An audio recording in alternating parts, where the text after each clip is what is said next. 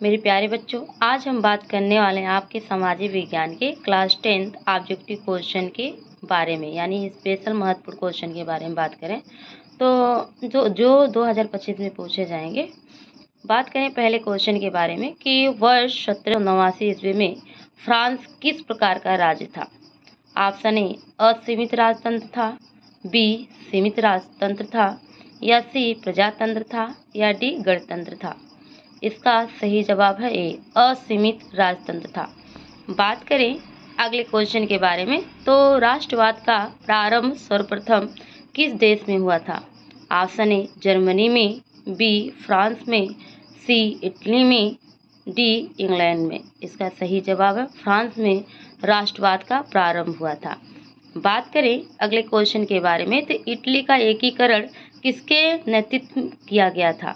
Option A Napoleon, B Otto von Bismarck, C Giuseppe Garibaldi, या D William प्रथम। इसका सही जवाब है सी ज्यूसेपी गैरिबॉडी। बात करें अगले क्वेश्चन के बारे में तो नेपोलियन की पराजय कब हुई थी।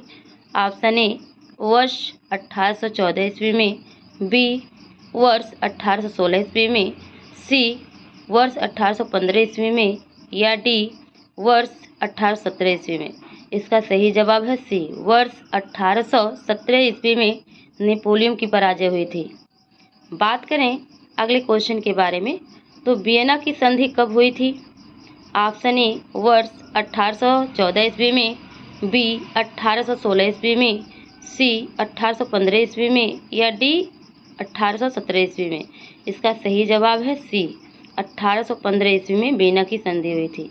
बात करें अगले क्वेश्चन के बारे में तो ऑटोवान बिस्मार्क का संबंध किस देश से था। ऑप्शन ए जर्मनी से, बी फ्रांस से, सी इटली से, या डी इसमें से कोई नहीं। इसका सही जवाब है ए जर्मनी से था। बात करें अगले क्वेश्चन के बारे में तो उदारवाद से तात्पर्य क्या था। ऑप्शन ए निजी संपत्ति का अभाव से, बी राज्य द्वारा आर्थिक गतिविधियों पर पाबंदी से, सी व्यक्ति को स्वतंत्रता तथा कानून के समझ समानता से, डी कुछ लोगों के हाथ में शासन की शक्ति से। इसका सही जवाब है सी व्यक्ति को स्वतंत्रता तथा कानून के समझ से समानता। बात करें अगले क्वेश्चन के बारे में तो निम्नलिखित में से ये किसका कथन है जब फ्रांस छींकता है तो बाकी यूरोप को सर्दी जुकाम हो जाता है। Option A Cavour, B Bismarck, C Metternich, D Mazzini. इसका सही जवाब है सी मैटरनिक। बात करें अगले क्वेश्चन के बारे में तो महात्मा गांधी दक्षिण अफ्रीका से भारत कब लौटे थे। ऑप्शन ए वर्ष 1917 ईस्वी में, बी वर्ष 1915 ईस्वी में, सी वर्ष 1916 ईस्वी में, डी वर्ष 1918 ईस्वी में। इसका सही जवाब है बी वर्ष 1915 ईस्वी में लौटे थे। बात करें अगले क्वेश्चन के बारे में तो भारत में राष्ट्रपिता कहकर किसे संबोधित किया जाता है। ऑप्शन ए महात्मा गांधी को, बी जवाहरलाल नेहरू, सी सुभाष चंद्र बोस, या डी गोपाल कृष्ण गोखले। इसका सही जवाब है ए महात्मा गांधी को राष्ट्रपिता कहकर संबोधित किया जाता है। बात करें अगले क्वेश्चन के बारे में तो भारत वापस आने पर गांधी जी ने पहला सत्याग्रह कहाँ किया था। ऑप्शन ए खेड़ा में, बी बारदौली, सी चंपारण, डी अहमदाबाद। इसका सही जवाब है सी चंपारण में किया था। बात करें अगले क्वेश्चन के बारे में तो असहयोग आंदोलन का मुख्य कारण क्या था। ऑप्शन ए खिलाफत आंदोलन, बी रोलैक एक्ट, या सी प्रथम विश्व युद्ध, डी चौरी चौरा की घटना। इसका सही जवाब है बी रोलैक एक्ट था। बात करें अगले क्वेश्चन के बारे में तो जलियांवाला बाग हत्याकांड किस वर्ष में हुआ था। ऑप्शन ए वर्ष 1917 में, बी वर्ष 1918 में, सी वर्ष 1919 में, या डी वर्ष 1924 में। इसका सही जवाब है सी वर्ष 1919 में हुआ था। बात करें अगले क्वेश्चन के बारे में तो जलियांवाला बाग हत्याकांड में गोलियां किसने चलाई। ऑप्शन ए लॉर्ड इरविन ने, बी लॉर्ड डलहौजी ने, सी जनरल डायर ने, सी डी माउंटबेटन ने। इसका सही जवाब है सी जनरल डायर ने चलाए। बात करें अगले क्वेश्चन के बारे में, तो असहयोग आंदोलन का नेतृत्व किसने किया? ऑप्शन ए जवाहरलाल नेहरू ने, बी महात्मा गांधी ने, सी सुभाष चंद्र बोस ने, डी तिलक ने। इसका सही जवाब है बी महात्मा गांधी ने किया था।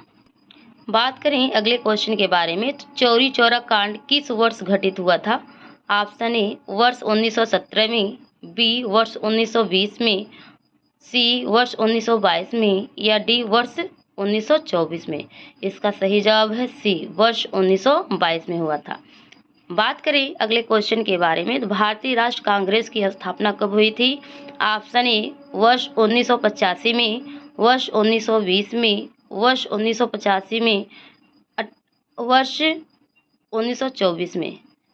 इसका सही जवाब है सी वर्ष 1885 में हुई थी। बात करें अगले क्वेश्चन के बारे में, तो भारतीय राष्ट्र कांग्रेस ने पूर्ण स्वराज प्राप्त करने का लक्ष्य कब घोषित किया था? ऑप्शन ए वर्ष 1920, बी वर्ष 1930, या सी 1942, या डी वर्ष 1929। इसका सही जवाब है वर्ष 1930। बात करें अगले क्वेश्चन के बारे में, सविनय अवज्ञा आंदोलन कब चलाया गया था? ऑप्शन ए वर्ष 1940 में, बी वर्ष 1930 में, सी वर्ष 1932 में, या डी वर्ष 1931 में। इसका सही जवाब है बी वर्ष 1930 में सविनय अवज्ञा आंदोलन चलाया गया था। बात करें अगले क्वेश्चन के बारे में, तो गांधी जी ने नमक कानून का उल्लंघन कहाँ किया था? ऑप्शन ए बड़ौदा में, बी लाहौर में, सी दांडी में, या डी चंपारण में। इसका सही जवाब है सी दांडी में। बात करें अगले क्वेश्चन के बारे में, हिंद स्वराज पुस्तक के लेखक हैं? Option A Subhash Chandra Bose, B Tilak, C Mahatma Gandhi, या डी जवाहरलाल नेहरू। इसका सही जवाब है सी महात्मा गांधी थे। बात करें अगले क्वेश्चन के बारे में, तो निम्नलिखित में से बारदौली सत्याग्रह का नेतृत्व किसने किया था? ऑप्शन ए महात्मा गांधी ने, बी चंद्रशेखर आजाद ने, सी सरदार वल्लभ भाई पटेल ने, डी सुभाष चंद्र बोस ने। इसका सही जवाब है सी सरदार वल्लभ भाई पटेल ने किया था। बात करें अगले क्वेश्चन के बारे में, तो स्वराज मेरा जन्मसिद्ध अधिकार है और मैं इसे लेकर रहूंगा, यह कथन किसका है? Option A Gopal Krishna Gokhale, B Jawaharlal Nehru, C Mahatma Gandhi, या डी बाल गंगाधर तिलक। इसका सही जवाब है डी बाल गंगाधर तिलक। बात करें अगले क्वेश्चन के बारे में, तो वंदे मातरम गीत के रचयिता कौन थे? Option A Rabindranath Tagore, B Sohanlal Dwivedi, C Bankim Chatterjee, D Ramdhari Singh Dinkar. इसका सही जवाब है बंकिम चंद्र चटर्जी। बात करें अगले क्वेश्चन के बारे में, गुलामगिरी के लेखक कौन थे? Option A B Ramaswamy, B Jyotiba Phule, C Bhimrao Ramji Ambedkar, D Tilak. इसका सही जवाब है B Jyotiba Phule ji.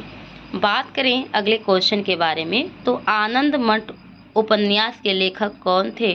Option A Rabindranath Tagore, B Jyotiba Phule, C Bankim Chatterjee, या बाल गंगाधर तिलक।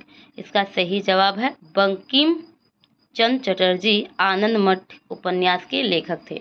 बात करें अगले क्वेश्चन के बारे में, तो आयरलैंड के गरीब काश्तकार किस पर निर्भर थे?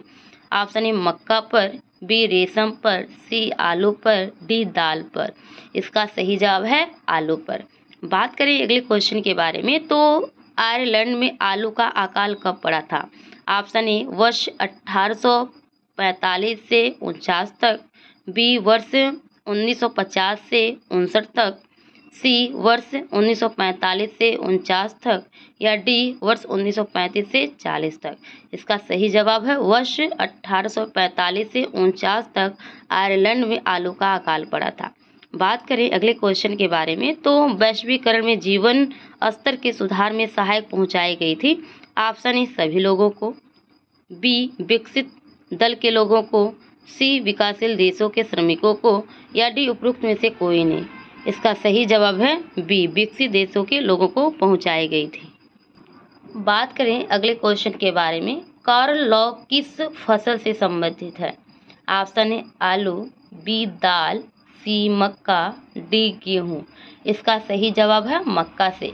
बात करें अगले क्वेश्चन के बारे में, तो कॉर्न लॉ संबंधित है option A America, B Bharat, C Britain या डी ऑस्ट्रेलिया। इसका सही जवाब है सी, ब्रिटेन कॉल लॉ से संबंधित है।